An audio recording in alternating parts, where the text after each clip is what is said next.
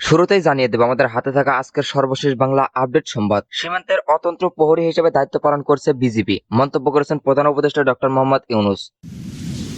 এরপর জানিয়ে দেব জাতীয় নির্বাচনের প্রস্তুতি শুরু নির্বাচন কমিশনের। এরপর জানিয়ে দেব বন্ধ বেক্সিমকোর 15 পোশাক কারখানা, ছাঁটাই 40,000 কর্মী। এরপর জানিয়ে দেব ইন্টারনেট বন্ধে সবাই দুষছে বিটিআরসিকে।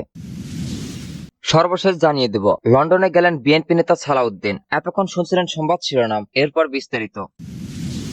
সীমান্তের অতন্ত্র প্রহরী হিসেবে দায়িত্ব পালন করছেন বিজিবি, মন্তব্য করেছেন প্রধান উপদেষ্টা ডক্টর মোহাম্মদ ইউনূস। প্রধান উপদেষ্টা অধ্যাপক ডক্টর মোহাম্মদ ইউনূস বলেছেন, স্বাধীনতা পরবর্তী সময় দেশের ভৌগোলিক অখণ্ড ও সার্বভৌমত্ব অক্ষুণ্ণ রাখার পাশাপাশি সীমান্ত সুরক্ষা, চোরাচালান রোধ, মাদক ও নারী শিশু পাচার রোধে বর্ডার গার্ড বাংলাদেশ বিজিবি সীমান্তের অতন্ত্র প্রহরী হিসেবে দায়িত্ব পালন করে যাচ্ছে। শুক্রবার 20 December border guard Bangladesh BGB দিবস উপলক্ষে এক বাণীতে এসব কথা বলেন প্রধান উপদেষ্টা। তিনি বর্ডার গার্ড বাংলাদেশ বিজিবি দিবস 2024 উদযাপন উপলক্ষে এ বাহিনীর সব সদস্যকে অতিরিক্ত শুভেচ্ছা ও অভিনন্দন জানান। প্রধান উপদেষ্টা বলেন, বর্ডার গার্ড বাংলাদেশ একটি ঐতিহ্যবাহী প্রতিষ্ঠান। আমাদের মহান মুক্তিযুদ্ধে এ বাহিনীর ভূমিকা অপরিসীম। মুক্তিযুদ্ধে আসন্ন বীরত্বের জন্য এ বাহিনীর দুজন বীরশ্রেষ্ঠ ল্যান্স নায়ক নূর মোহাম্মদ শেখ এবং ল্যান্স নায়ক মুন্সি আব্দুর রব সহ 119 মুক্তিযোদ্ধার সদস্য খেতাবপ্রাপ্ত হয়েছেন। মহান মুক্তিযুদ্ধে এ বাহিনী 817 জন অকুতভয় সদস্য তাদের জীবন উৎসর্গ করে বিজিবির ইতিহাসকে করেছেন মহাম্মত। মোহাম্মদ ইউনূস বলেন, জুলাই আগস্টে ছাত্র শ্রমিক জনতার গণ অভ্যুত্থান পরবর্তী সময় সীমান্তরক্ষী এলাকা সহ সারা দেশের আইন শৃঙ্খলা পরিস্থিতি নিয়ন্ত্রণ এবং সাম্প্রতিককালে দেশের দক্ষিণ পূর্বাঞ্চলে ভয়াবহ বন্যা পরিস্থিতি মোকাবিলায় বিজিবির ভূমিকা সর্ববহলে প্রশংসিত হয়েছে। প্রধান উপদেষ্টা বলেন, বিজিবির সদস্যরা দেশের স্বাধীনতা ও সার্বভৌমত্ব সম্মানিত রাখতে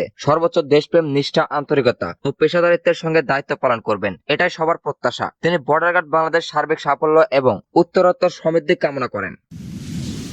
জাতীয় নির্বাচনের প্রস্তুতি শুরু নির্বাচন কমিশনের। দেশের গণতান্ত্রিক যাত্রাকে উৎসর্মুখর করার প্রতিশ্রুতি দিয়ে আসন্ন ত্রয়োদশ সংসদ নির্বাচনে প্রস্তুতি শুরু করেছেন প্রধান নির্বাচন কমিশনের সিইসি এম নাসির উদ্দিনের নেতৃত্বাধীন নির্বাচন কমিশন ইসি। এরই মধ্যে একটি সিদ্ধান্তমূলক পদক্ষেপ হিসেবে গুরুত্বপূর্ণ নির্বাচন সামগ্রী কেনার প্রক্রিয়া শুরু করতে কর্মকর্তাদের নির্দেশ দিয়েছেন নির্বাচন কমিশন। হালনাগাদ ও শক্তিশালী ভোটার তালিকা নিশ্চিত করতে মার্চের পরবর্তী জানুয়ারিতে নাগরিকদের ঘরে ঘরে গিয়ে তথ্য সংগ্রহ অভিযান দ্রুত বাস্তবায়ন করার পরিকল্পনা চলছে। বৃহস্পতিবার 19 ডিসেম্বর সিইসির সভাপতিত্বে কমিশনের তাৎক্ষণিক বৈঠকে এসব সিদ্ধান্ত গ্রহণ করা হয়। বৈঠকে ভোটার তালিকা হালনাগাদ, নির্বাচনী এলাকার সীমানা নির্ধারণ, নির্বাচনের প্রয়োজনীয় সামগ্রী সংগ্রহ সহ গুরুত্বপূর্ণ বিষয়গুলো নিয়ে আলোচনা হয়। সুবিন্যস্ত ক্রয়ের সময়সীমা ইসি মনে করে সিদ্ধান্ত দ্রুত বাস্তবায়নের মাধ্যমে 6 হতে 7 মাসের মধ্যে সচিবালয় প্রয়োজনীয় সব উপকরণ নিশ্চিত করতে পারবে। কর্মকর্তারা সময়সীমা মেনে চলার জন্য সূক্ষ্ম পরিকল্পনার প্রয়োজনীয়তার উপর জোর দিয়েছেন। বৈঠকে নির্বাচনের জন্য প্রয়োজনীয় মজুদ সম্পর্কে বিস্তারিত জানানো হয়। এখন পর্যন্ত ইসির রয়েছে স্বচ্ছ ব্যালট বক্স, অমোচনীয় কলম, অফিসিয়াল এবং মার্কিন সিল, স্ট্যাম্প প্যাড, চার্জার এবং অন্যান্য প্রয়োজনীয় জিনিস। প্রত্যাশিত প্রয়োজনীয়তা বিপরীতে বিদ্যমান মজুমদারের পর্যালোচনা ক্রয় প্রক্রিয়াটির তাৎপর্যে জোর দিয়েছে।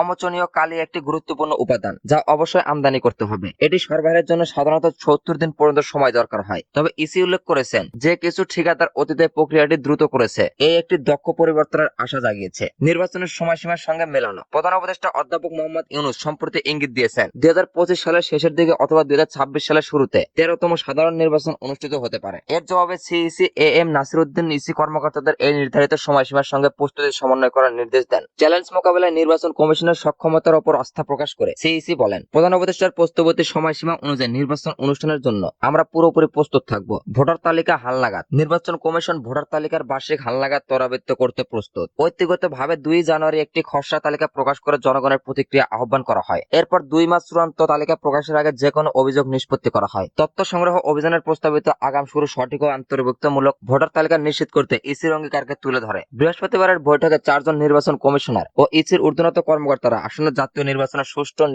নিশ্চিত করতে সম্মিলিত প্রচেষ্টার অঙ্গীকার করেছেন। সূত্র ইউএনবি।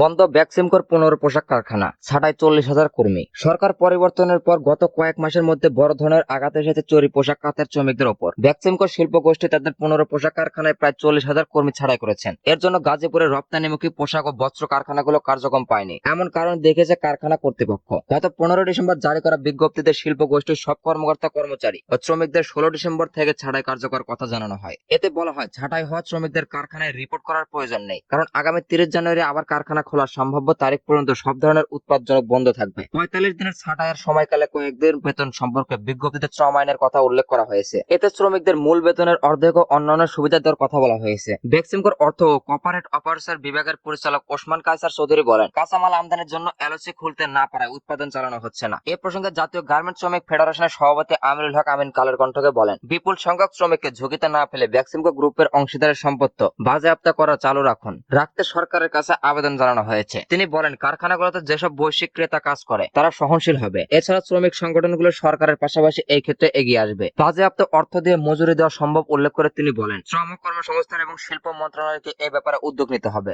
এ বিষয়ে শ্রম কর্মসংস্থান মন্ত্রণালয়ের সচিব ও এইচএম শাহাবুদ্দিন কালের কণ্ঠকে বলেন, সরকার নানা ধরনের উদ্যোগ নেওয়ার পরও কারখানা চালু রাখা যাচ্ছে না, তাই কর্তৃপক্ষ মজুরি দিতে না পেরে কারখানা বন্ধ ঘোষণা করেছে। এই শিল্প গোষ্ঠীর রপ্তানি আয়ের প্রকৃত চিহ্ন না থাকায় মজুরি পরিষদ সরকারকে গত 4 মাসে দায় নিতে হয়েছে প্রায় 300 কোটি টাকা। প্রতিষ্ঠানটি একটি সরকারি ব্যাংক থেকে প্রায় 24,000 কোটি টাকা উধাও করে দিয়েছে। তিনি বলেন, 50,000 কোটি টাকার বেশি দায় রয়েছে এই গ্রুপের। বেক্সিমকো গ্রুপের শ্রমিকদের মজুরি অন্য আর কোনো টাকা বরাদ্দ দেওয়া হবে না বলে জানিয়েছেন অর্থ উপদেষ্টা ডক্টর সালাউদ্দিন আহমেদ। গতকাল অর্থ মন্ত্রণালয়ের সাংবাদিকদের এক প্রশ্নের জবাবে উপদেষ্টা একথা বলেন। তিনি বলেন, এরই মধ্যে সিদ্ধান্ত নেওয়া হয়েছে গ্রুপের শ্রমিকদের মজুরি দেওয়ার জন্য কোনো টাকা দেওয়া হবে না। এর আগে বেক্সিমকো গ্রুপের শ্রমিকদের মজুরির জন্য টাকা দেওয়া হয়েছিল, সেই টাকা শ্রমিকদের ব্যাংক অ্যাকাউন্টে দিয়েও দেওয়া হয়েছে। এটা দেওয়া না হলে তারা রাস্তায় অবরোধ করতে। বেক্সিমকো গ্রুপের কারখানাগুলোর মধ্যে 13টি হচ্ছে শাইনুপুর গার্মেন্টস, আরবান ফ্যাশনস, ইয়েলা অ্যাপারেলস, পিবিক্স ফ্যাশনস, আর washing, Beximco fashion, Beximco garments, new Dhaka industries international, new and apparels, SS fashions, excel অ্যাপলস, Crescent fashion and design O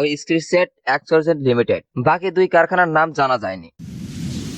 internet বন্ধে সবাই দুষছে বিটিআরসি কে। বৈষম্য বিরোধী ছাত্র আন্দোলনের সময় দেশব্যাপী ইন্টারনেট বন্ধ থাকার কারণ অনুসন্ধানে তদন্ত করছে আন্তর্জাতিক অপরাধ ট্রাইব্যুনাল। এর মধ্যে কমিটির প্রাথমিক তদন্তে উঠে এসেছে ইন্টারনেট বন্ধের পেছনে ছিল মৌখিক নির্দেশনা, কারিগরি ত্রুটি বা ডাটা সেন্টার অগ্নিযোগের কোনো সম্পর্ক ছিল না। মূলত রাজনৈতিক উদ্দেশ্যে মৌখিক নির্দেশনার মাধ্যমে বন্ধ রাখা হয় ইন্টারনেট। আর ইন্টারনেট বন্ধের মূল ভূমিকা ছিল বাংলাদেশ টেলিযোগ নিয়ন্ত্রণ কমিশন বিটিআরসি। এ বিষয়ে বিস্তারিত জানতে অধিকার তদন্ত করছে আন্তর্জাতিক অপরাধ ট্রাইব্যুনাল। এজন্য সংশ্লিষ্ট প্রতিষ্ঠানগুলোকে চিঠি দিয়ে ইন্টারনেট বন্ধের কারণে এবং তার পেছনে করা সেই বিষয়ে জানতে চাইছে ট্রাইব্যুনাল সূত্রে জানা গেছে, ইন্টারনেট বন্ধের কারণে জানতে বাংলাদেশ সাবেরম্যানের cable company, BSPLC, BTRC, BTLC, Summit সহ সংশ্লিষ্ট সরকারি বেসরকারি প্রতিষ্ঠানকে চিঠি দিয়েছে আন্তর্জাতিক অপরাধ ট্রাইব্যুনাল। গত 9 ডিসেম্বর ইস্যু করা আন্তর্জাতিক অপরাধ ট্রাইব্যুনালের চিঠিতে ইন্টারনেট শাটডাউনের কারণ এবং নির্দিষ্ট সময়ের মধ্যে ইন্টারনেট বন্ধের পেছনে কারণগুলো একটি বিশদ ব্যাখ্যা জানতে চাওয়া হয়েছে। একই সঙ্গে চিঠির জবাব দিতে 1 সপ্তাহের সময় বেঁধে দেওয়া হয়েছে। চিঠির পাশাপাশি অপারেটরের কাছে অংশীদারের গিয়েও বিভিন্ন তথ্য জানতে চাওয়া হয়েছে তদন্ত কমিটি।